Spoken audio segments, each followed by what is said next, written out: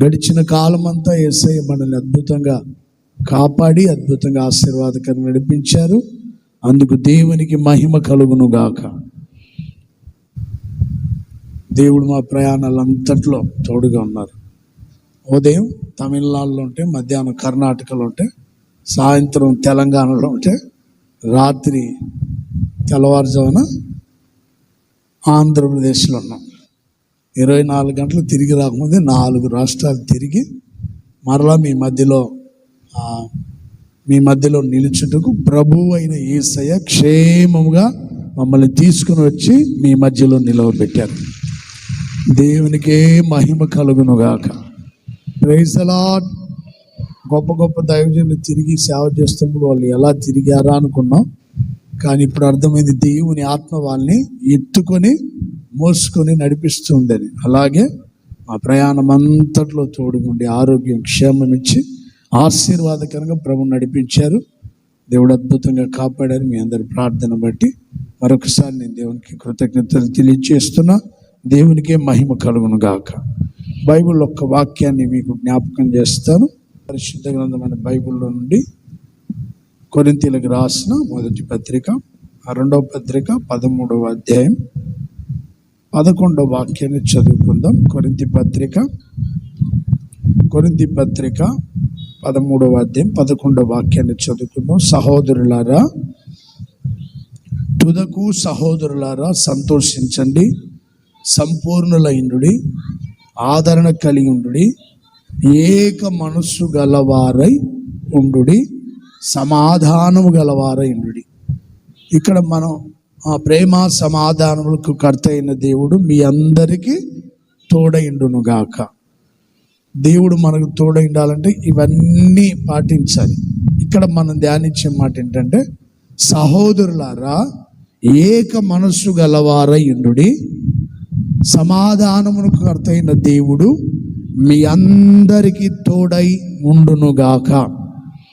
చూడండి, ఏక మనస్సు, ఏక భావం, ఏక తాత్పర్యం, ఒకే ఆలోచన. కొలసి సంఘానికి చెప్పేటప్పుడు కూడా ఏక మనస్సుతో ఉండండి, ఏక తాత్పర్యం కలిగి ఉండండి, ఏక భావం కలిగి ఉండండి, ఒకే మనస్సు కలిగి జీవించండి. అప్పుడు సమాధానకర్త అయిన దేవుడు మనందరికీ తోడై ఉంటాడు అని. దేవుని సన్నిధికి వచ్చినప్పుడు పాటలు పాడేటప్పుడు ఏక మనసుతో పాటలు పాడి దేవుని స్తుతించాలి. వాక్యం వింటున్నప్పుడు కూడా ఏక మనస్సుతో వాక్యం మీద లక్ష్యం ఉంచాలి. తిరిగే వాళ్ళు తిరుగుతూ, మాట్లాడే వాళ్ళు మాట్లాడుతూ, గంతులేసే వాళ్ళు గంతులేస్తూ, పిల్లలతో ఆడుకునే వాళ్ళు ఆడుకుంటుంటే అది ఏక మనసు అనరు. వాక్యం బోధించేటప్పుడు కొంతమంది వాక్యం వినరు, అటు ఇటు తిరుగుతూ ఉంటారు, లేకపోతే మాట్లాడుకుంటూ ఉంటారు. అలాగే అశ్రద్ధగా ఉంటారు, అనాలోచనగా ఉంటారు, నిర్లక్ష్య ధోరణి కలిగి ఉంటారు. దాన్ని ఏక మనస్సు అనరు. దేవుని సన్నిధికి వచ్చాం, ఏక మనస్సు కలిగే పాటలు పాడాలి, ఏక మనస్సుతోనే దేవుని స్తుతించాలి, ఏక మనస్సు కలిగే ప్రార్థించాలి. ప్రార్థించేటప్పుడు కూడా కొంతమంది ఏదో పోగొట్టుకున్నట్టుగా ఉంటారు, ప్రార్థనలు ఏకీభవించరు. అందుకని దేవుడు కూడా వాళ్ళకి తోడుగా ఉండడం లేదు. ఏక మనసుతో స్తుతించనందువలన దేవుడు తోడుగా ఉండడం లేదు, ప్రార్థించనందువలన దేవుడు తోడుగా ఉండడం లేదు. ఏక మనస్సు కలిగి దేవుని వాక్యాన్ని వినడం లేనందువలన ఆయన తోడుగా ఉండడం లేదు. పరిచర్య చేసేటప్పుడు, ప్రార్థించేటప్పుడు, స్తుతించేటప్పుడు, వాక్యం వినేటప్పుడు, ఆత్మలో ఆనందించేటప్పుడు ఏక మనస్సు కలిగి ఉండండి. సమాధానకర్త అయిన దేవుడు మీ అందరికీ తోడైండునుగాక. ఇశ్రాయేలీలు యెరూషలేములో ఆయా పట్టణాల నుండి వాళ్ళు చేరి వచ్చి యెరూషలేము అనబడిన పట్టణానికి ఇశ్రాయేల్ అందరూ సమకూర్చబడి ఒక బలిపీఠం కట్టారంట. ఆ సంగతులు ఎజ్రా గ్రంథం 3వ అధ్యాయం ప్రారంభ వాక్యంలో ఉంటాయి, చదవండి. 7వ నెలలో ఇశ్రాయేలీలు ఏక మనస్సు గలవారై, ఏక మనస్సు కలిగి యెరూషలేములో కూడి ఆ, ఆ, ఆ, ఆ. మోషే నియమించిన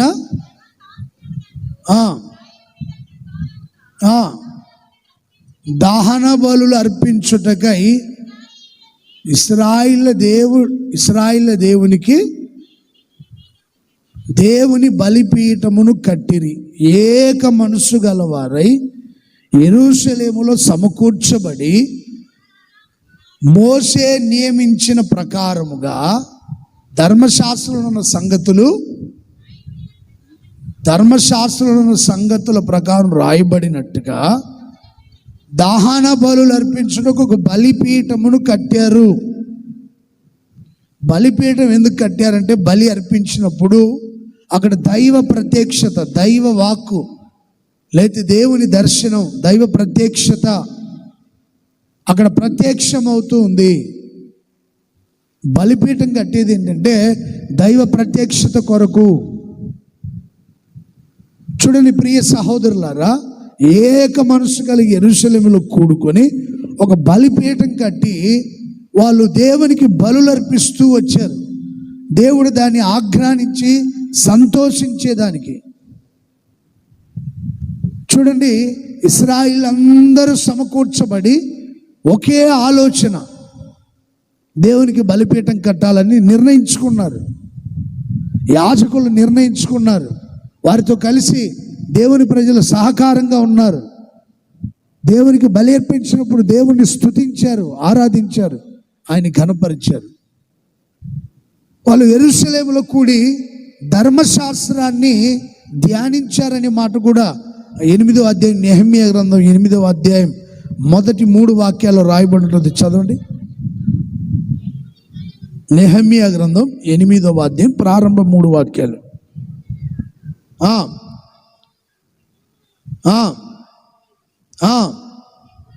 జనులందరూ ఏక మనస్కులై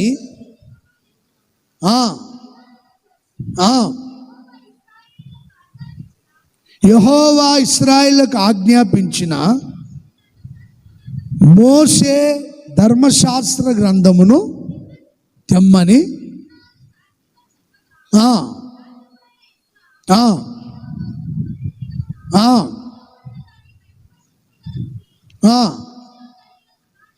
స్త్రీలను పురుషులను సమాజం అంతటిని ధర్మశాస్త్రమును చదివి వినిపించారు. ఏక మనస్సు కలిగి వాళ్ళందరూ యెరూషలేములో చేర్చబడినప్పుడు ధర్మశాస్త్రాన్ని వాళ్ళకి చదివి, సమాజముగా కూడినప్పుడు ధర్మశాస్త్రమును చదివి వినిపించారు. ఆ తర్వాత 3 వాక్యాలు చాలా చక్కగా రాయబడినట్లు మీరు ఇంటికి వెళ్ళిన తర్వాత చదువుకోండి. ఇంచుమించుగా 3 గంటల సేపు ధర్మశాస్త్రాన్నే ధ్యానిస్తూ ఉన్నారు, వాక్యాన్నే ధ్యానిస్తూ ఉన్నారు.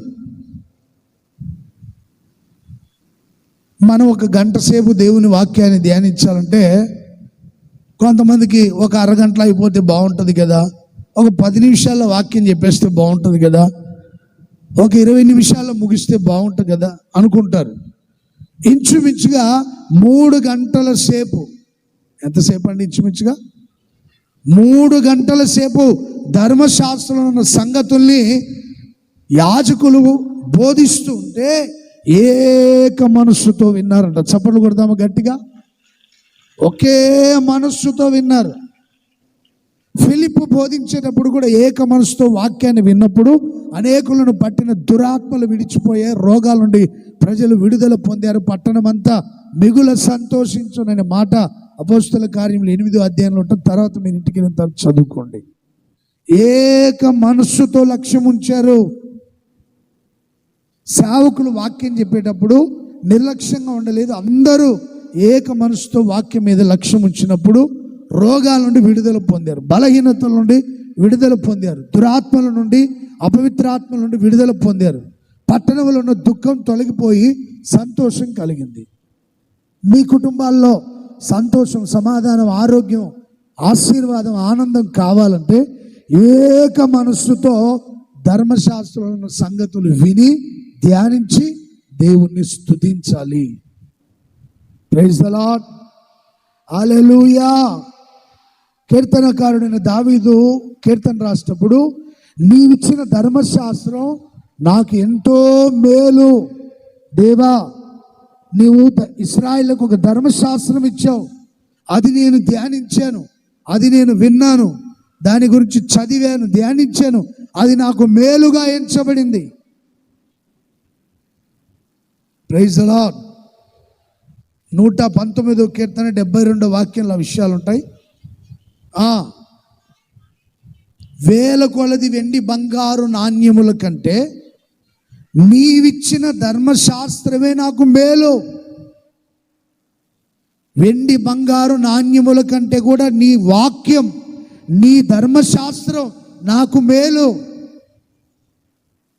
చాలామందికి వాక్యంలో ఉన్నటువంటి రుచి, వాక్యంలో ఉన్నటువంటి ఆనందం, వాక్యంలో ఉన్నటువంటి నెమ్మది, ఓదార్పు, సంతోషాన్ని, సమాధానాన్ని ఎవరైతే అనుభవిస్తారో వాళ్ళకి ఈ లోకంలో ఉన్న ధనభోగాల మీద ఆశ ఉండదు, విలువైన వెండి బంగారాల మీద ఆశ ఉండదు.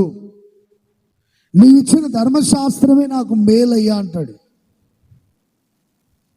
చూడండి, మొట్టమొదటి కీర్తనలు ఏమని ఉంటుంది? దుష్టుల ఆలోచన చొప్పున నడవక, పాపుల మార్గమున నిలవక, అపహాసకులు కూర్చుండే చోట కూర్చుండక, ధర్మశాస్త్రమునందు ఆనందించి దివారాత్రులు దాన్ని ధ్యానించేవాడు ధన్యుడు.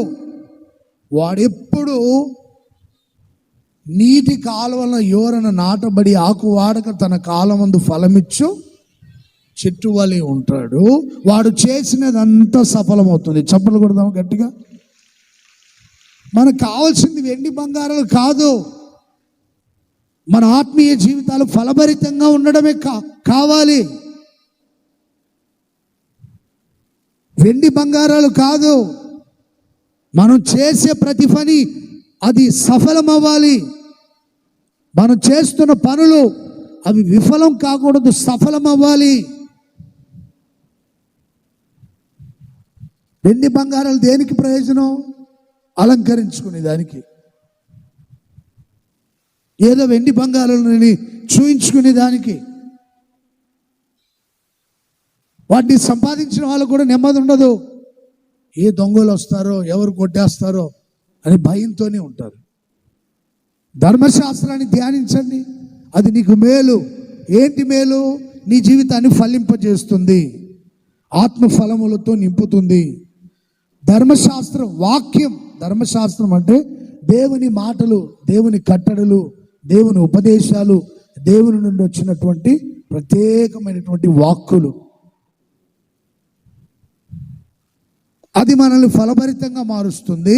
అది మనం చేసిన కార్యాలన్నీ సఫలం చేస్తుంది, విఫలం చేయదు, సఫలం చేస్తుంది. నువ్వు ఏదైనా పని ప్రారంభించావనుకో, అది విఫలమైతే చాలా బాధగా ఉంటుంది. అది సఫలమైందనుకోండి, ఆనందంగా ఉంటుంది. వ్యాపారం కానీ, ఏదైనా ప్రారంభించుంటే, చేతి పనులు కానీ, అది సఫలమవుతుంటే ఎంతో ఆనందంగా ఉంటుంది. ఇంటి పని ప్రారంభించావనుకో, అది అద్భుతంగా జరుగుతూ ఉంటే ఆనందంగా ఉంటుంది. ఏదైనా పని ప్రారంభించినప్పుడు అది సఫలమైతే, సక్సెస్ అవుతే ఎంతో ఆనందంగా ఉంటుంది. విఫలమైతే చాలా బాధగా ఉంటుంది. ప్రియ సహోదరులారా, వాక్యం వినండి, ధ్యానించండి, చదవండి, ఆనందించండి. అది నిన్ను ధన్యుడిగా మారుస్తుంది, ఫలింపజేస్తుంది. నువ్వు చేసే ప్రతి పని సఫలపరుస్తుంది. అందుకని ఇది నాకు మేలాయను అంటాడు దావీదు. అలాగే ధర్మశాస్త్రం నాకు సంతోషాన్ని ఇచ్చింది. 77వ వాక్యం, 119, 77వ వాక్యం. నీ ధర్మశాస్త్రము, వాక్యము సంతోషాన్ని ఇస్తుంది. ప్రియ సహోదరులారా, ఏక మనస్సు కలిగి ధర్మశాస్త్రాన్ని, స్త్రీలు, పురుషులు, సర్వ సమాజం అంతా చేరినటువంటి ఆ చోటకి దైవ సేవకులు ధర్మశాస్త్రాన్ని వాళ్ళకి చదివి వినిపించారు. అది ఇశ్రాయేలుకు మేలుగా, అది ఇశ్రాయేలుకు సంతోషంగా మార్చబడింది. అలాగే నీ ధర్మశాస్త్రమును ఎవరు ప్రేమిస్తారో అది వారికి ఎంతో నెమ్మదినిస్తుంది. చప్పట్లు కొడదామా గట్టిగా?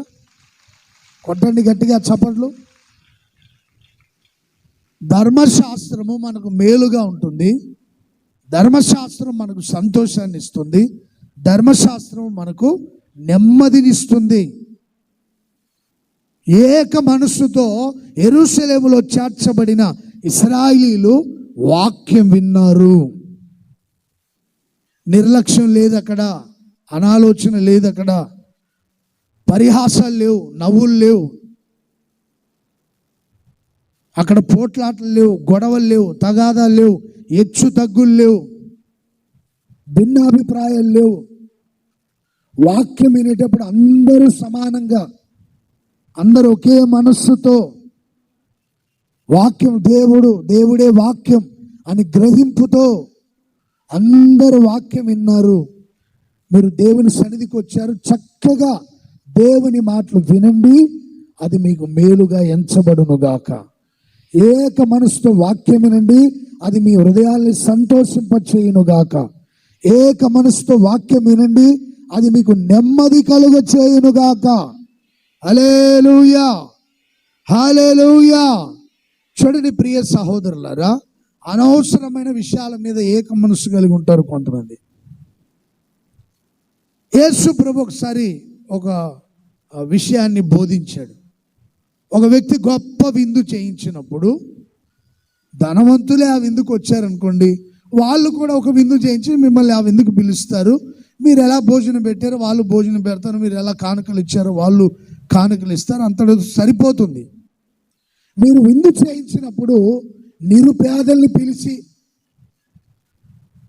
మీకు మరలా ఎదురుగా వాళ్ళు కట్నాలు కానుకలు ఆహారం పెట్టే స్థితిలో లేని వాళ్ళకి మీరు విందు చేయించి భోజనం పెడితే అది మీకు ప్రతిఫలం అని యేసయ్య బోధిస్తున్నప్పుడు అక్కడ ఒక వ్యక్తికి అది నచ్చల. అతను ఏదో మాట్లాడితే యేసు ప్రభు అతనికి చెప్పాడు, మీలో ఎవరైనా గొప్ప విందు చేయించి మీకు తెలిసినటువంటి ధనవంతులు, గొప్పవారు, ధనికులు అయిన వాళ్ళు అనుకున్న వాళ్ళని మీరు విందుకు పిలిచారనుకోండి, అప్పుడు వాళ్ళు ఏక మనస్సుతో నెపములు చెప్తారంట. ఏక మనస్సుతో ఒకడంటాడంట, నేను పొలం కొన్నాను, అది ఎలా ఉందో చూసొద్దాం, దాని కొలతలు కరెక్ట్గా ఉన్నాయా లేదా, అది రిజిస్ట్రేషన్ అవుతుందా లేదా, అసలు ఆన్లైన్లో ఉందా లేదా, దానికి పాస్బుక్ ఉందా లేదా అని చూసొద్దామని వెళ్ళాడంట ఒకడు. ఇంకొకడంట, నేను 5 జతల ఎడ్లని కొన్నాను, వాటి పరిస్థితి ఎలా ఉందో చూద్దామని వెళ్ళాను అంటాడు. ఇంకొకడేమో నేను వివాహం చేసుకోవాలి కనుక ఆ విషయంలో ఆ కార్యక్రమాల్లో చాలా బిజీగా ఉన్నాను అంటాడు. ఏక మనస్సుతో నెపములు చెప్తారంట. అంటే అందరు కలిసే మాట్లాడుకున్నారు. లూకా సువార్తమానం 14వ అధ్యాయం 16వ వాక్యం నుండి చదవండి. 15వ వాక్యం కూడా చదవమ్మా.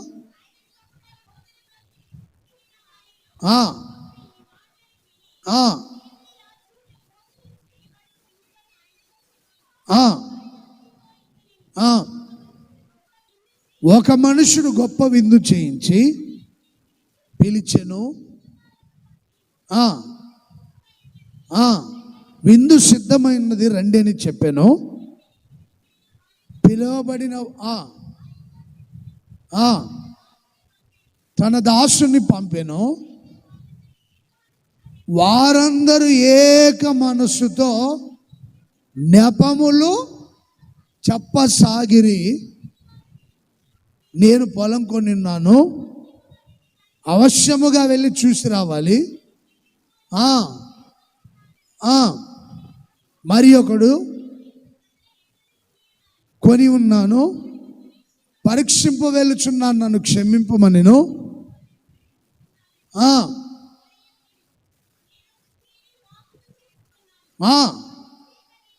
నేను రాలేను అని నన్ను క్షమించమని అందరూ కలిసే మాట్లాడుకున్నారు.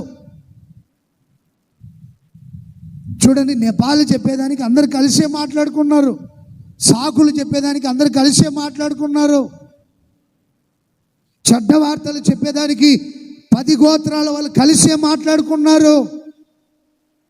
మనం ఆ దేశానికి వెళ్తే తరిమి కొడతారు, మనం మిడతల్లా కనపడుతున్నాం.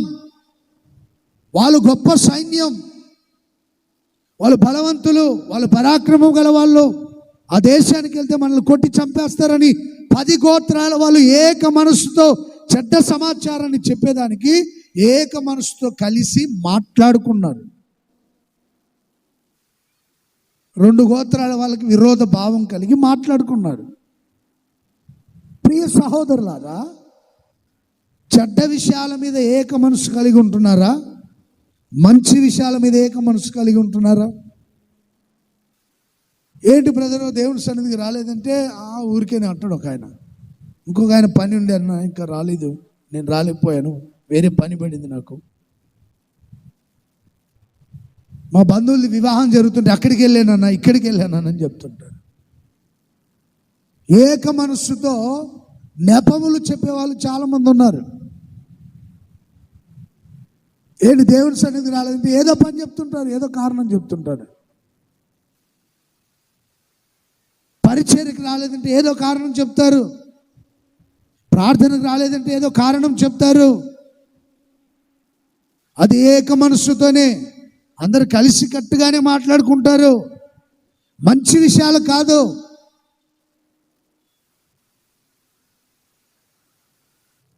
ఈరోజు చాలామంది ఆత్మీయులు ఇలాగే ప్రవర్తిస్తున్నారు.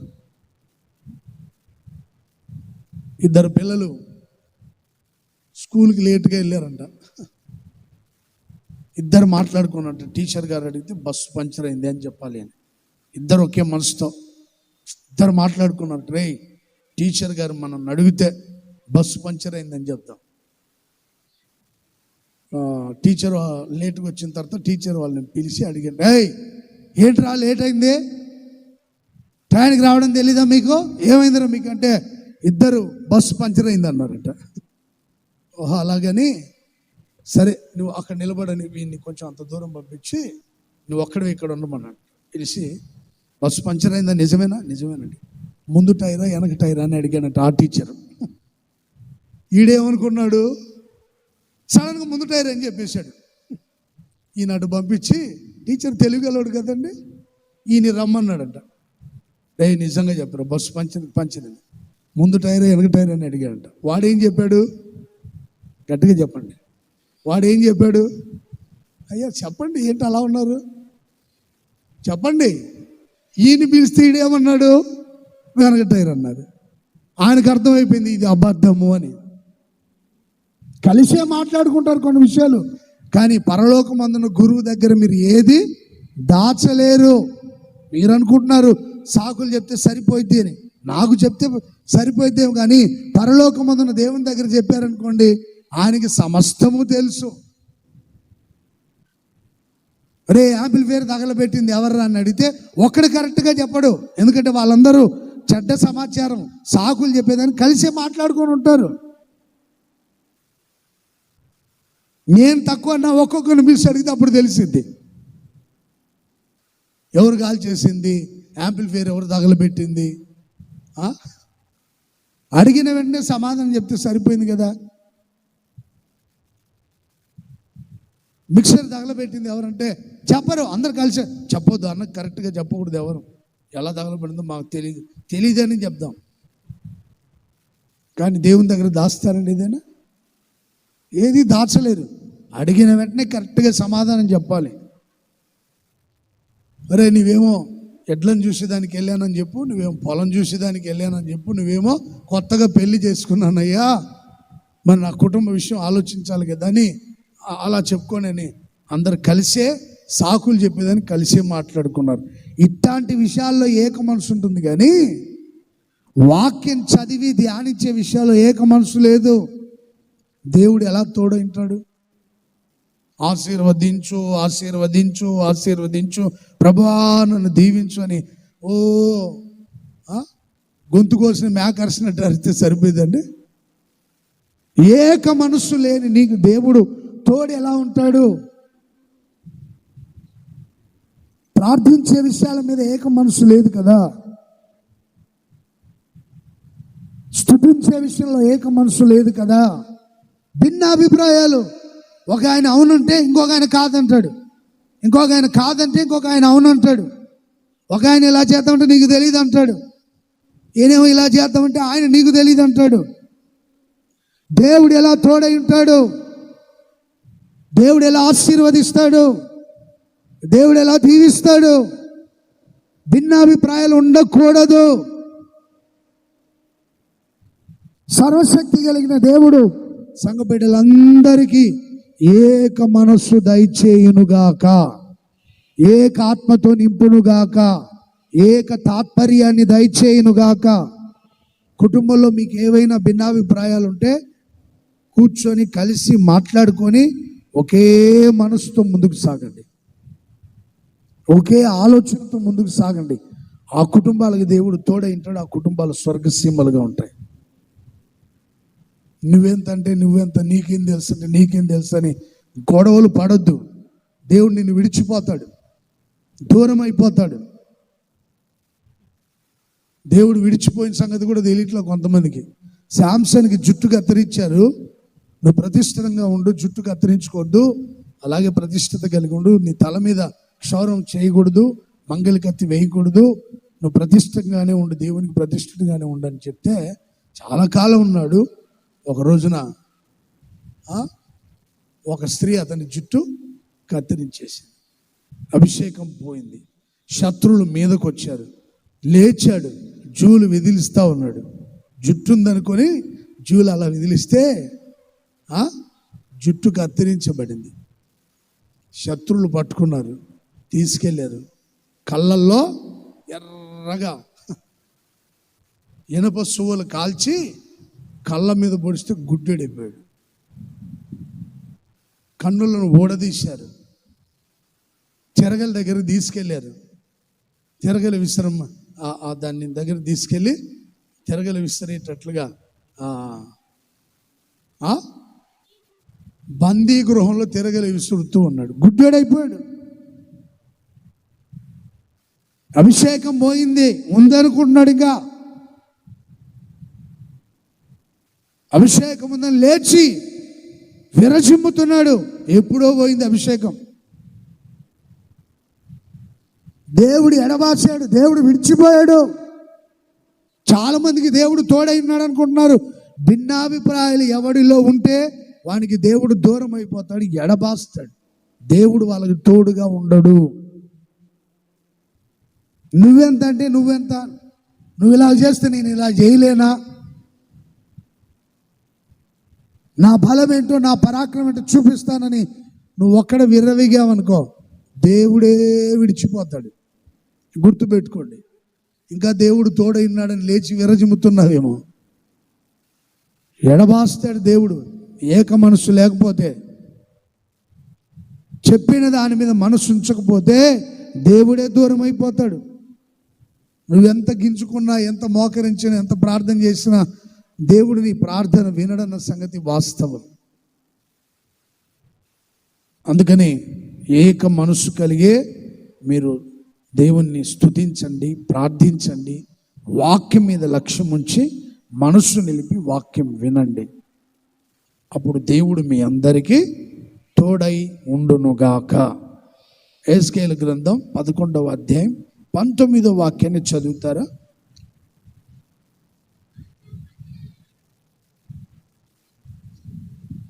వారు నా కట్టడలను నా విధులను అనుసరించి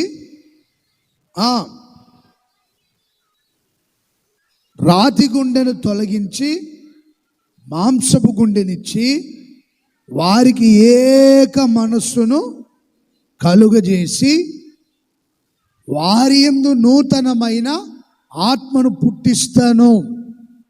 వినండి జాగ్రత్తగా. నేను వారిలో ఉన్న రాతి గుండెను తొలగించి మెత్తటి మాంసపు హృదయాన్ని అనుగ్రహించి ఏక మనస్సు కలుగజేస్తా. చప్పట్లు కొడదామా గట్టిగా? Praise the lord. కొట్టండి గట్టిగా చప్పట్లు. Praise the lord. ఇశ్రాయేలీయులు నా ధర్మశాస్త్రాన్ని అనుసరించి వాటి ప్రకారం జీవించున్నట్లుగా రాతి గుండెను తొలగించి మాంసపు హృదయాన్ని ఇచ్చి ఏక మనస్సుతో నింపి నూతన ఆత్మను అనుగ్రహిస్తాను వారికి. ప్రియ సహోదరులారా, వారిలో ఏక మనస్సు లేనప్పుడు వాక్యానికి భిన్నంగా ప్రవర్తించారు. ఏంటది? నరహత్య చేశారు. ఏం చేశారండి? నరహత్యలు చేశారు. ప్రజల్ని సంహరించడం, ప్రజల మీద తిరుగుబాటు చేయడం, దైవ సేవకుల మీద తిరుగుబాటు చేయడం, దేవుని వాక్యానికి భిన్నంగా ప్రవర్తించడం, హేయ క్రియలు, దేవునికి నచ్చనివి చేయడం,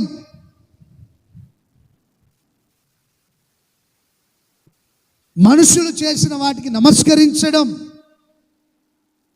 హేయమైన కార్యాలు చేయడం, అలాగే దొంగిలించడం, వ్యభిచరించడం, దేహాన్ని చీల్చుకోవడం, దేహాన్ని, దేవునికి దేవాలయంగా ఉన్న దేహాన్ని పాడు చేయడం, కోపంతో, ద్వేషంతో, అసూయతో, ఈర్ష్యతో నింపుకోవడం, దేవునికి విరోధంగా ప్రవర్తిస్తూ వారి హృదయాలు కఠినం చేసుకున్నారు, రాతి గుండెలుగా మార్చుకున్నారు. మేము ఉండేది ఇంతే, నేను చేసేది ఇంతే, నీవు సచ్చినా బ్రతికినా నేను చేసేది మాత్రం ఇంతే. రాతి గుండె, మోకాలు చెక్కుముక్కి రాయి వల్ల చేసుకున్నారు, గుండెలు రాయిలాగా చేసుకున్నారు. బ్రదరో, నేను ఇలాగే చేస్తాను, నువ్వు చెప్పినట్టుగా చేయను,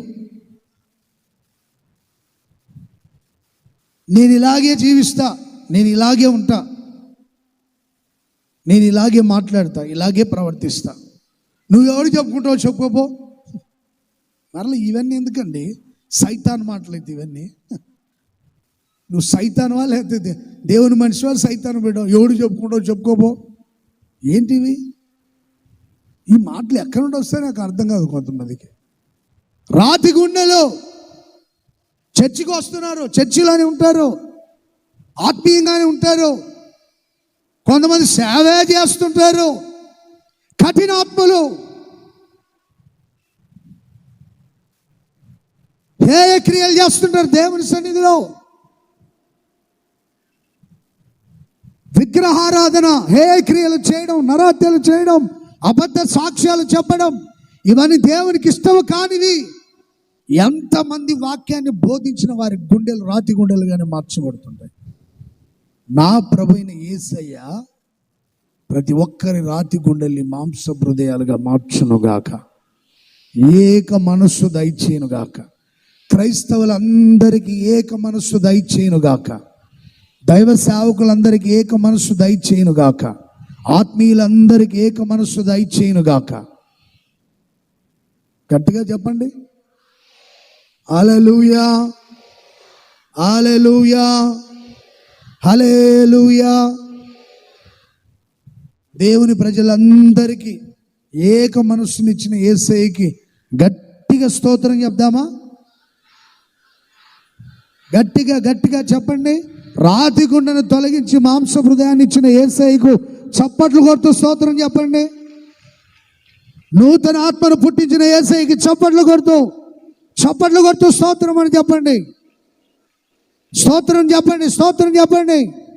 రాతి గుండెను తొలగించి మాంస హృదయాన్ని ఇచ్చిన యేసయ్యకు, నూతన ఆత్మను పుట్టించిన యేసయ్యకు, కఠిన మనసు తొలగించిన యేసయ్యకు బిగ్గరగా చెప్పాలి, చప్పట్లు కొడుతూ స్తోత్రం, స్తోత్రం, స్తోత్రం, స్తోత్రం, స్తోత్రం, స్తోత్రం.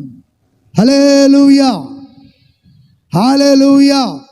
ప్రతి ఒక్కరూ దేవుని ధర్మశాస్త్రం సంగతుల్ని తలంచి ధ్యానించి వాటిని అనుసరించే మనస్సు దేవుడు ప్రతి ఒక్క వ్యక్తికి దయచేయునుగాక. హల్లెలూయా. ఒక 3 విషయాలు చెప్పి నేను ముగించేస్తాను. అపోస్తల కార్యములు ఏక మనస్సు కలిగి వాళ్ళు జీవించినప్పుడు వాళ్ళ జీవితంలో జరిగిన మేలులు, అద్భుతాలు ఏంటో త్వరగా ఒక 3 విషయాలు చెప్పి నేను ముగిస్తాను. మొదటిదిగా అపోస్తల కార్యములు 2వ అధ్యాయం 46వ వాక్యం. రెండవ అధ్యాయం 46వ వాక్యం, అపోస్తుల కార్యములు.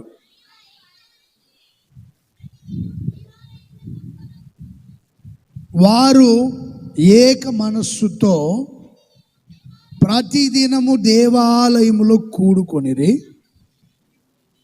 వినండి జాగ్రత్తగా. ప్రతిదినము తప్పక దేవుని ఆలయంలో కూడుకొని ఇంటింట రొట్టె విరిచి దేవునిని స్తుతించుచు వచ్చిరి.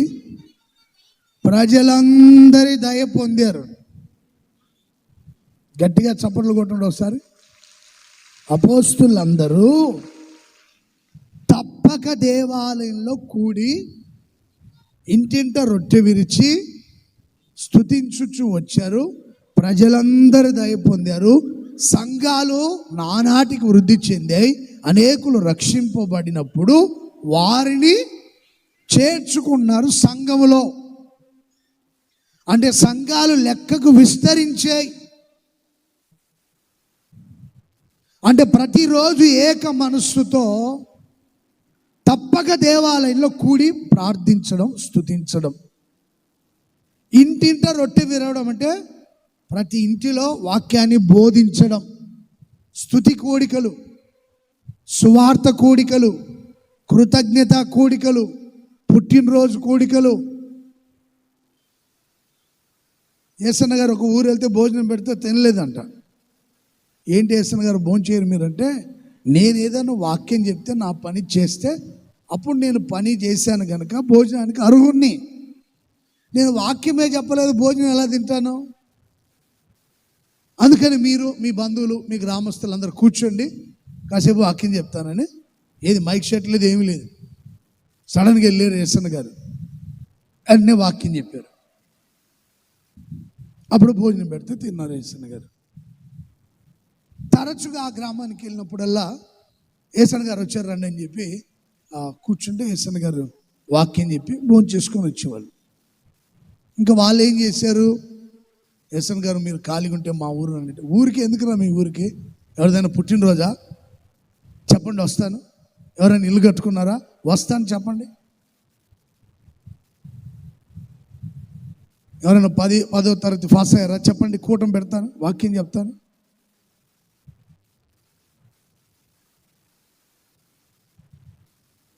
ఆ గ్రామస్తులు నాకు చెప్పింది ఏంటో అసలు మాకు తెలియక గేదె ఇంతే జున్ను పాలు వస్తే దాని కూటం పెట్టామని అంటున్నారు వాళ్ళు.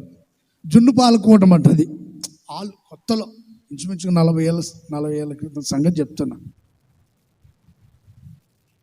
ఈరోజు కూటం ఏంటంటే జున్ను పాల కూటం అని చెప్తున్నారు.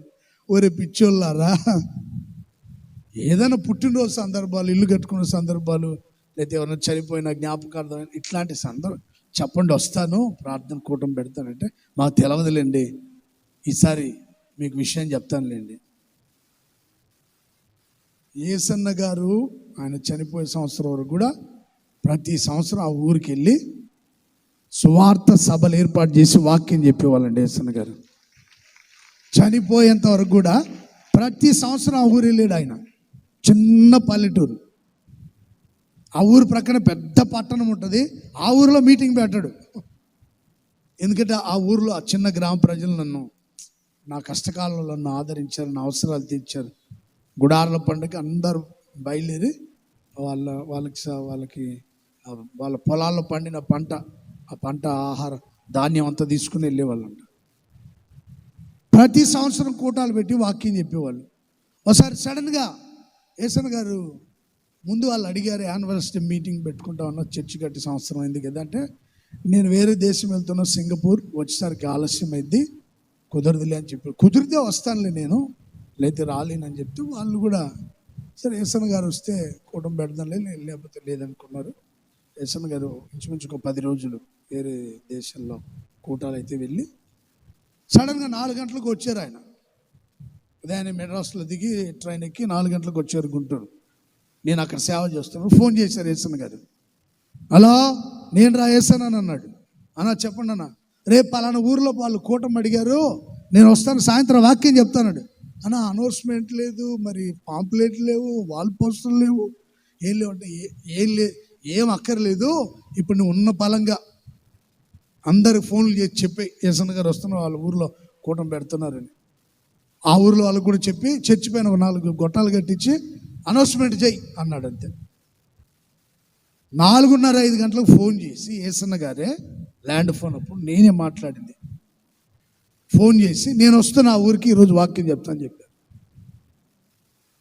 వచ్చారు ఏసన్న గారు, వచ్చి వాక్యం చెప్పి వెళ్ళారు. అక్కడ praise the lord, praise the lord. ఏమి లేదు, అనౌన్స్మెంట్ లేదు, వాల్ పోస్ట్ లేదు, పాంప్లెట్లు లేవు. చర్చి పై 4 హారన్స్ కట్టి అనౌన్స్మెంట్ చేసాం.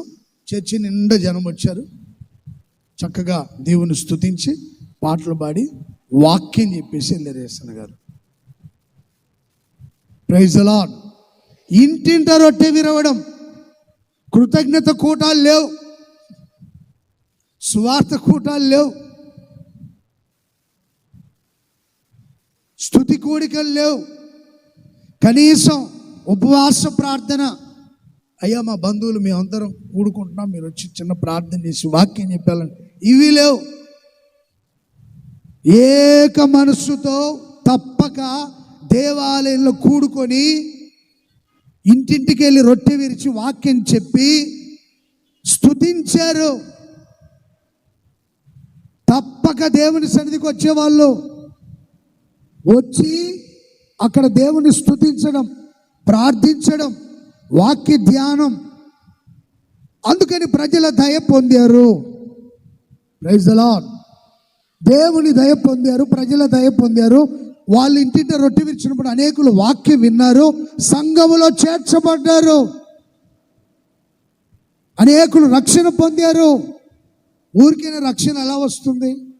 మీకు సమయం అనుకూలిస్తే రండి, మందిరంలోకి వచ్చి ప్రార్థన చేయండి.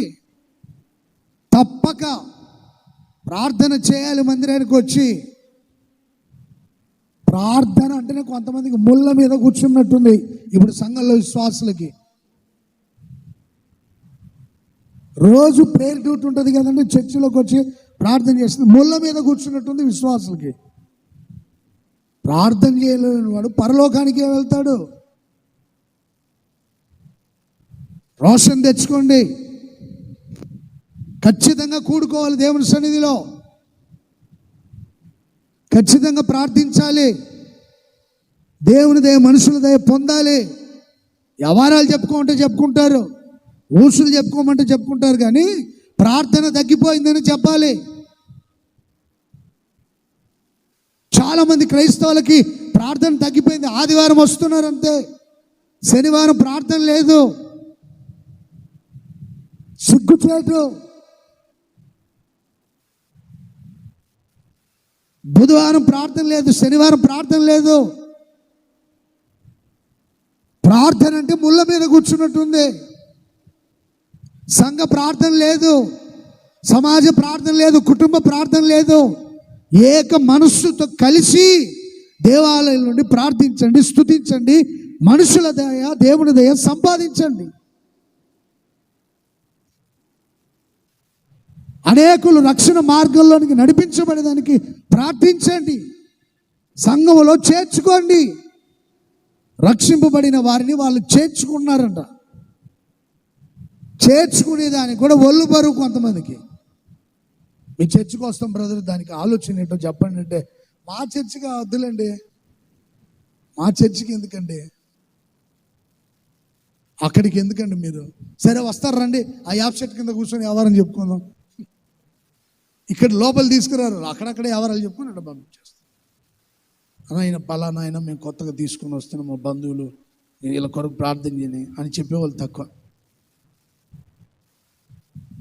దేవాలయంలో ఎడతెగక దేవుని స్తుతించినట్టుగా యేసు ప్రభు పునరుద్ధానుడై ఆరునుడై దేవుని సన్నిధికి వెళ్ళేటప్పుడే వాళ్ళని ఆశీర్వదించినప్పుడు వాళ్ళు దేవుని సన్నిధి విడిచిపోలా, ఎడతెగక దేవాలయంలోని దేవుణ్ణి స్తుతించారు. ఆశీర్వదించబడిన వాళ్ళు, దేవుని తోడుగా ఉన్నవాళ్ళు, వాళ్ళు దేవాలయాన్ని విడిచిపెట్టరు, దేవుని సన్నిధిలో ఉంటారు. ఎవరైనా సరే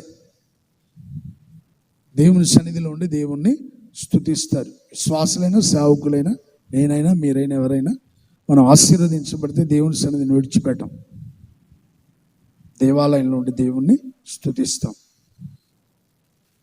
చూడండి, పేతురు యోహానులు ఇద్దరు దేవాలయానికి వెళ్ళారు. అక్కడ కుంటివాడు ఉన్నాడు.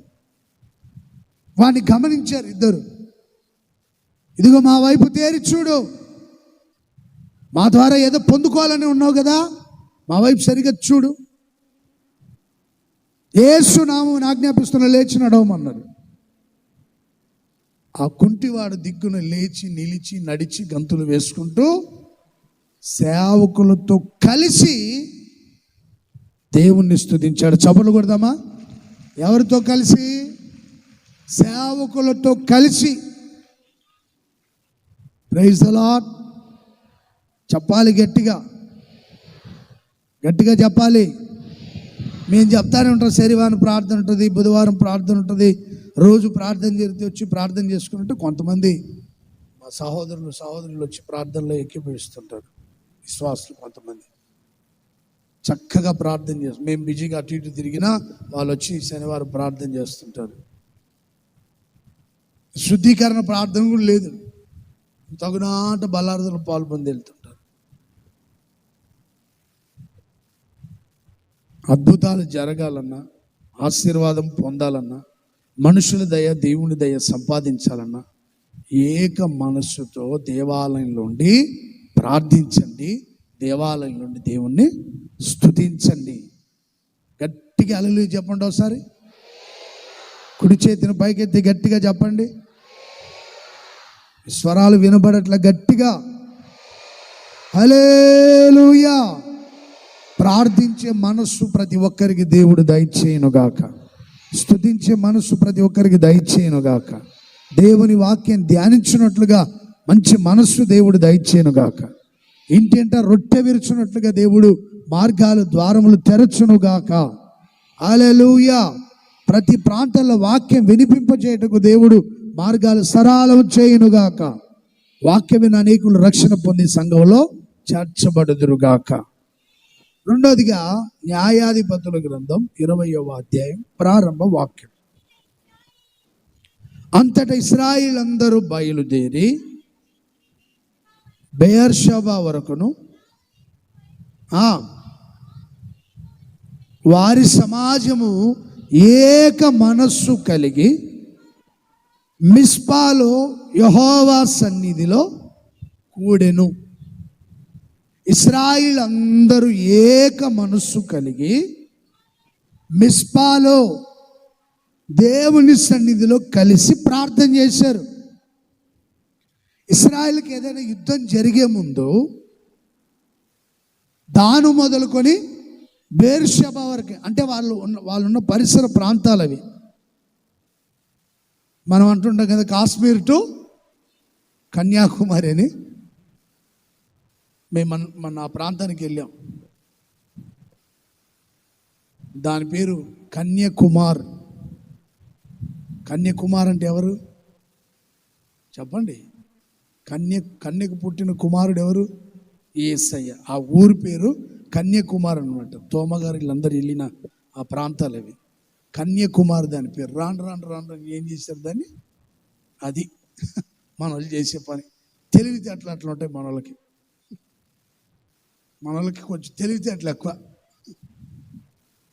తోమగారు వాళ్ళు భక్తులు ఆ ప్రాంతాలకు వెళ్ళి ఆ ప్రాంతాల్లో సంచరించారు. దాన్ని కన్యాకుమార్ అని ఉంది దాని పేరు.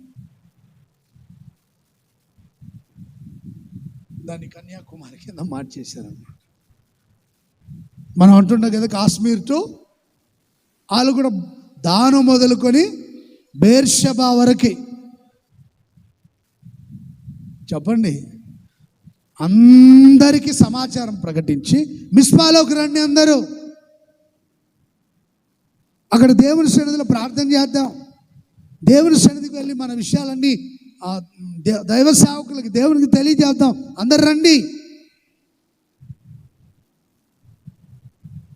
కాశ్మీర్ టు కన్యాకుమారి వరకే దేవుని ఆత్మ సంచరించుచు ప్రజలందరినీ రక్షణతో అలంకరించునుగాక. Praise the lord. మన దేశ ప్రజలందరూ రక్షణ పొందాలి, దేశ ప్రజలందరూ ఆశీర్వదించబడాలి, దేశ ప్రజలందరూ దేవుని రాజ్య వారసులుగా మారాలి యేసు నామములో. వీళ్ళకు కూడా అపజయాలు కలగకుండా మనకు జయం కలగాలి, యుద్ధంలో జయం కలగాలి, రండి అని సమకూర్చేటువంటి ఒక అలవాటు ఉంది వాళ్ళకి. రాను రాను రాను రాను ఏమైందంటే దేవుని సన్నిధిని మర్చిపోయారు, మిస్పాలోకి వెళ్ళడం మర్చిపోయారు, దేవుణ్ణే మర్చిపోయారు. ఒక రోజున ఇశ్రాయేలు అందరినీ దైవజనుడైన సమూయేలు మిస్పాలోకి పిలిచాడు. మీరు చాలా కాలం నుంచి శత్రువులతో పోరాడుతున్నారు కానీ యుద్ధంలో జయం కలగట్లేదు. నిబంధన మందసం శత్రువుల చేతిలో పట్టబడింది. ఇప్పుడు ఆ మందసం మరలా మన దగ్గరికి రావాలి, మనకు జయం కలగాలి, ఆశీర్వాదం కలగాలి, దేవుని వాక్కులు మనకు వినబడాలి, ప్రతిరోజు మనం ఆశీర్వాదకరమైన మార్గాల్లో నడిపించబడాలంటే ఇప్పుడు మీరందరూ మిస్పాలోనికి రండి. మీకు అన్ని అపజయాలే. కారణం ఏంటంటే దేవుని సన్నిధిలో కూడడం మానేశారు, దేవుని సన్నిధిలో ప్రార్థించడం మానేశారు, పూర్ణ హృదయంతో దేవుని సేవించడం మానేశారు, పూర్ణ మనసుతో దేవుణ్ణి ఆరాధించడం మానేశారు. అసలు మిస్పాలోనికే రావడం లేదు. రండి, ఉపవాసం ఉండండి, నీళ్లు చేదిపోసినట్లుగా మీ హృదయాల్ని కుమ్మరించండి. సమూయేలు మొదటి గ్రంథం 7వ అధ్యాయం 5వ వాక్యం. అంతటా సమూయేలు ఇశ్రాయేలందరినీ మిస్పాకు పిలవనంపించి, నేను ప్రార్థన చేస్తాను చెప్పగా నీళ్లు చేది కుమ్మరించి ఆ దినము ఉపవాసం ఉండి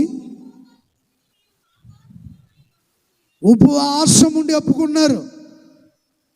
ఉపవాస ప్రార్థన, హృదయములను కుమ్మరించారు, నీళ్లు కుమ్మరించినట్లుగా హృదయం అనే వస్త్రాలు చింపుకున్నారు. మేము పాపాత్ములం, మేము అపవిత్రులం, ప్రభువా మమ్మల్ని కనికరించని ఉపవాసం ఉండి ఏడ్చారు. ఉపవాస ప్రార్థనే లేదు. మిస్పాలకు వస్తున్నారు కానీ ఉపవాస ప్రార్థన లేదు. ఈరోజు ఎంతమంది ఉపవాసం ఉండి వచ్చింటారండి ఆరాధనకి? చేతులు ఎత్తండి. జావదాగి వచ్చామన్న వాళ్ళు కూడా చేతులు ఎత్తండి. ఒక గ్లాస్ పాలు తాగాం, రాగు జావ దాగి వచ్చాం, అంత సంకటి తిని వచ్చాం, ఆ రాగు ముద్ద అన్నం తిని వచ్చాం, ఆకలి లేకుండా ఉంటుందని అన్నవాళ్ళు ఎవరైనా ఉన్నారా? అసలు మంచినీళ్ళు తాగి దేవుని సన్నిధికి వచ్చామన్న వాళ్ళు ఎవరైనా ఉంటే చేతులు ఎత్తండి. దేవుడు మిమ్మల్ని ఆశీర్వదించును గాక, మీ అందరికీ జయం ఇచ్చును గాక. ట్రై చేసి చూడండి. ఒక పూట కడుపు ఖాళీకి పెట్టరండి. పాచిపట్టిపోయిన తొట్టిని బ్లీచింగ్ వేసి కడిగి ఏం చేస్తారు? ఒక పూట ఆరబెడతారు, బ్యాడ్ స్మెల్ ఏమంటే పోయిందని. కడుపు కూడా ఖాళీ చేసి తొట్టి ఎండబెట్టినట్టుగా ఎండబెట్టినప్పుడు ఒక పూట ఉపవాసం ఉండి ఆరోగ్యానికి మంచిది. గుండెల్లో ఉన్న ఫ్యాట్ కూడా కరిగిపోయింది ఒకరోజు ఉపవాసం ఉంటే, ఒక పూట ఉపవాసం ఉంటే. మేము చర్చికి వచ్చిన కొత్తలో మా సేవకులు మాకు శనివారం మధ్యాహ్నం భోజనం, ఇంకా ఆదివారం సాయంత్రం రాత్రి లేదు, శనివారం రాత్రి లేదు భోజనం, సోమవారం ఆదివారం పగలు లేదు, మధ్యాహ్నం భోజనం చేసిన తర్వాత శనివారం సాయంత్రం ఇక అన్నం లేదు, ఏదో రాగు జావ ఇచ్చి ఇక అది తాగి ప్రార్థన చేసుకొని పడుకోవాలి. ఆదివారం ఉదయం టిఫిన్ లేదు. సంపూర్ణ ఉపవాసం ఉండాలనుకుంటే ఉండండి, లేదు టీయో కాఫీయో లేకపోతే ఏదో జావ తాగాలనుకుంటే తాగండి. ఆదివారం మధ్యాహ్నం భోజనం మరలా. చిన్నపిల్లలు అప్పుడు మేము విపరీతంగా ఆకలేస్తూ ఉండేది, ఏమీ కనికరం లేదంతే, కఠినంగా మహా కఠినంగా నడిపించేవాళ్ళు. అది ఇప్పుడు మా జీవితానికి ఆశీర్వాదకరంగా మార్చబడింది. Praise the lord. ట్రై చేసి చూడండి, ఒకసారి ట్రై చేసి చూడండి. ఆదివారం ఒక పూట తినకుండా ఉదయం పూట టిఫిన్ మానేసి చక్కగా ప్రార్థన చేసుకొని దేవుని సన్నిధికి వచ్చి కొంచెం ముందుగానే వచ్చి ఓ ఆరాధన అయిపోయేటప్పుడు కాదు, కొంచెం ముందే రండి. రేపు ఆదివారం వరకు ఎండలు ఎక్కువగానే ఉంటాయి, ఆ తర్వాత వాతావరణం అంతా చల్లబడిపోతుంది యేసు నామములో. కొంచెం ముందే రండి దేవుని సన్నిధికి వచ్చి చక్కగా ప్రార్థన చేసుకోండి, ఎంత అద్భుతంగా ఉంటుంది. మిస్పాలోకి రండి, ఉపవాసం ఉండండి, కన్నీళ్ళు విడిచి మీ వ్యక్తిగత జీవితాల కోసం, మీ పిల్లల కోసం, మీ కుటుంబం కోసం, సంఘం నిమిత్తమై క్రైస్తవ ప్రపంచానికి క్షేమం కలిగేటట్లుగా, దేశానికి క్షేమం కలిగేటట్లుగా, ప్రపంచంలో యుద్ధాలు అణిచివేయబడేటట్లుగా, గొడవలు అణిచివేయబడేటట్లుగా, యుద్ధాలు మాన్పివేయబడేటట్లుగా ప్రార్థన చేసి చూడండి. పాస్టర్ గారు పిలిచారు, అందరు వచ్చారు, ఉపవాసం ఉన్నారు, పాపాలు ఒప్పుకున్నారు, కన్నీళ్ళు విడిచి ప్రార్థన చేశారు. అఖండమైన విజయాన్ని దేవుడు ఇశ్రాయేలుకు అనుగ్రహించాడు. గట్టిగా కొట్టాలి. వాళ్ళు ఏమీ కష్టపడలేదు, జయం మాత్రం దేవుడు ఇచ్చాడు వారికి. వాళ్ళున్న ఏక మనసు, వాళ్ళున్న ఏక ఆత్మ కలిగి ప్రార్థించే మనసు, ఉపవాసం అంటే ఉపవాసం ఉండి ప్రార్థించే మనసు. నా దేవుడు మనందరికీ తోడైంది జయం దయచేయను గాక, మనందరికీ తోడైంది ఆశీర్వాదం దయచేయను గాక, మనందరికీ తోడైంది వెళ్ళిన ప్రతి చోట శత్రువుల మీద జయము దయచేయును గాక. దేవుని హస్తం మనకు తోడైండును గాక. శత్రువులకు విరోధంగా ఉండును గాక. ఫిలిస్తీన్లకు విరోధంగా ఉంది దేవుని హస్తం, ఇశ్రాయేలుకి తోడుగా ఉంది. దేవుని పిల్లలందరికీ దేవుని హస్తం తోడైండును గాక. శత్రువులందరికీ విరోధంగా ఉండును గాక. ఎవడైనా నోరు ఎత్తితే దేవుని హస్తం వాళ్ళని మొత్తును గాక. ఎవడైనా సరే దేవుని హస్తం, దేవుని బాహువులు లేచి శత్రువుని అణిచివేయునుగాక. Praise the lord. ఏక మనసుతో ప్రార్థించండి, ఉపవాసం ఉండండి, కన్నీళ్లు విడవండి. మీ ఆత్మీయ జీవితాల కోసం, కుటుంబ క్షేమం కోసం, సంఘ క్షేమం కోసం, రాష్ట్ర దేశ ప్రపంచ ప్రజల క్షేమం కోసం ప్రార్థించండి. జయాన్ని దేవుడు మనకి ఇవ్వబోతున్నాడు. Praise the lord. యెహోషాపాతు కూడా యూదా వారిని అందరిని సమకూర్చి, చిన్నపిల్లలు, యవనస్తులు, పెద్దవారిని, స్త్రీలను, పురుషులు అందరినీ సమకూర్చి ప్రార్థన చేయమని చెప్పాడు. వాళ్ళు ప్రార్థిస్తున్నప్పుడు యుద్ధం మీది కాదు, యుద్ధం యెహోవాది అని దేవుడు వారికి వారి పక్షాన నుండి యుద్ధం జరిగించి జయం ఇచ్చాడు. వాళ్ళున్న ఏక మనసుతో చేసిన ప్రార్థనకి ప్రతిఫలం అది, జయము, ఆశీర్వాదం. చివరికి ఒక్క విషయం చెప్పి నేను ముగించేస్తాను. మూడోదిగా అపోస్తల కార్యములు 1వ అధ్యాయం 14వ వాక్యం. వీరందరూ, వీరితో కూడా కొందరు స్త్రీలను, యేసు తల్లి అయిన మరియా ఆయన సహోదరులను ఏక మనస్సుతో ఎడతెగక ప్రార్థన చేసిరి.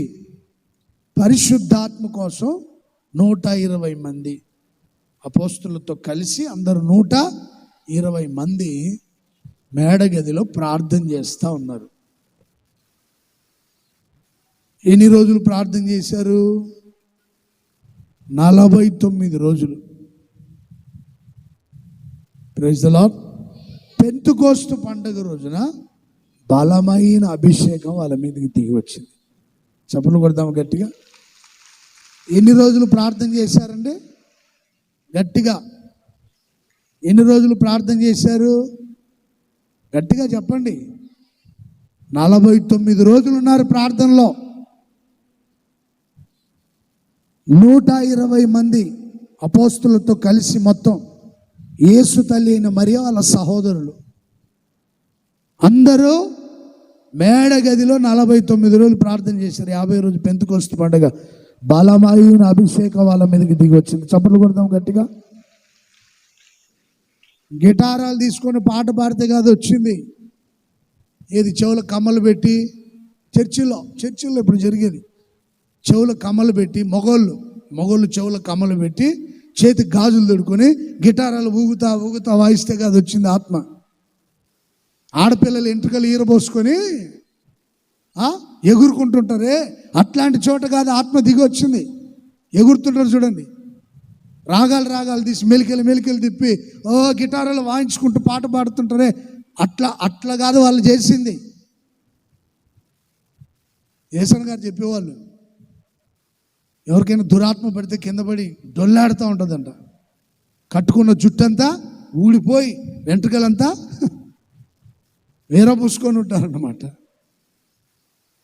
దయ్యం పోయిన తర్వాత ఆ మనిషి లేచి మొట్టమొదటిగా ఏం చేస్తుందంట?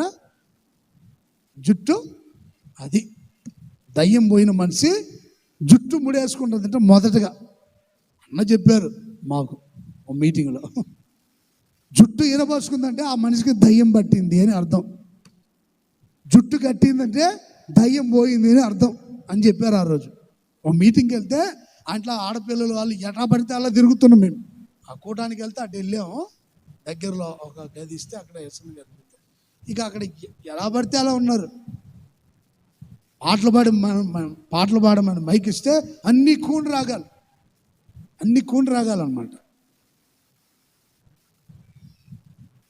గిటారాలు తీసుకొని పాటలు పాడి ఊగుతా, జుట్టు ఇరబోసుకొని. ఇట్లాంటి చోటికి కాదు ఆత్మ దిగొచ్చింది. 49 రోజులు ప్రార్థన చేస్తే దిగొచ్చింది ఆత్మ. కొట్టండి గట్టిగా. ప్రైజ్ ది లార్డ్, హల్లెలూయా. ఆత్మతో సత్యముతో ఆరాధించినప్పుడు, ప్రార్థించినప్పుడు, మోకాళ్ళ అనుభవం కలిగి ఉన్నప్పుడు అభిషేకం దిగొచ్చింది. పట్టణమంతా ఒక గాలి శబ్దం వినపడితే ఆ పండగకి చాలా మంది వచ్చున్నారు అక్కడికి. ఏంటి ఆ మేడగది దగ్గర పెద్ద శబ్దం వినపడిందని అందరు అక్కడికి వచ్చినప్పుడు నత్తివాని పెదవులకి భాషలు మాట్లాడే శక్తిని ఇచ్చాడు. నట్టోడు తెలుగే రాదు, ఆడు తమిళ్ ఇంగ్లీష్ మాట్లాడుతున్నాడు, హిందీ మాట్లాడుతున్నాడు, మలయాళం మాట్లాడుతున్నాడు. వచ్చిన వాళ్ళకి మైండ్ పోయింది. ఇటలీ నుంచి, రోమ్ నుంచి వచ్చారు అక్కడికి ప్రజలు. అరే వీళ్ళు మా దేశ భాష. పేతురుకి అసలు చదివే లేదు, ఇబ్రూ భాష కూడా సరిగా రాదు ఆయనకి. అలాంటి వాడు ప్రపంచ దేశాల్లో ఉన్న అక్కడికి వచ్చిన వాళ్ళకి సంబంధించిన భాషలు మాట్లాడి,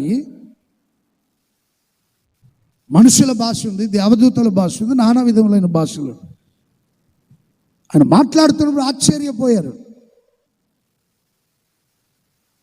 ఊగి పాటలు పాడితే, ఎగిరెగిరి పాటలు పాడితే కాదు ఆత్మ దిగి వచ్చింది. మోకాలు చిప్పలు పగలగొట్టుకొని ప్రార్థన చేశారే, అక్కడికి దిగి వచ్చింది ఆత్మ. Praise the lord. ఏక మనస్సుతో చేశారు. పేతురు గారికి భూతం లేదు, కూసా రేపు ప్రార్థన చేద్దాంలే, ఈరోజు ఎందుకు ఎండ ఎక్కువగా ఉంటే. నీకు అసలు జ్ఞానం లేనట్టుంది, దేవుడు నీకు చెప్పాడు బండ మీద సంఘం కడతావని. నీకు చదువు సంది లేదు, కూర్చో అన్నదండి మరియమ్మ తల్లి. ఏమన్నా పేతురు బండ మీద సంఘం కడతాడు ఆయన అని చెప్పి దేవుడు నా ప్రభువైన యేసయ్య చెప్పాడు, ఆయన చెప్పింది చేయాలని మౌనంగా కూర్చొని ప్రార్థనలు ఉంది. నేను యేసు తల్లిని మరియమ్మను కూర్చోండి, సిట్టు స్టాండ్ అంటుందా, లెఫ్ట్ రైట్ అన్నదండి మరియమ్మ తల్లి. అక్కడ నడిపించి వాడు ప్రార్థన జరిపిస్తాడు, వాళ్ళతో కలిసి ఏకీభవించింది. 49 రోజులు ప్రార్థనలు ఉన్నారు. అద్భుతంగా అభిషేకం దిగి వచ్చింది. ప్రైజ్ ది లార్డ్, హల్లెలూయా. 2వ అధ్యాయం ప్రారంభ వాక్యం ఉంటుంది. పెంతెకోస్తు పండుగ దినమున బలమైన గాలి వంటి ఒక శబ్దం. అందరు ఆ పట్టణానికి పండగకు వచ్చిన వాళ్ళంతా మేడగది దగ్గరికి వచ్చారు, ఏం జరుగుతుంది అక్కడని. అందరు అభిషేకంతో నింపబడ్డారు, అన్ని భాషలు మాట్లాడుతున్నారు. సువార్త ప్రకటిస్తే 3000 మంది రక్షింపబడ్డారు.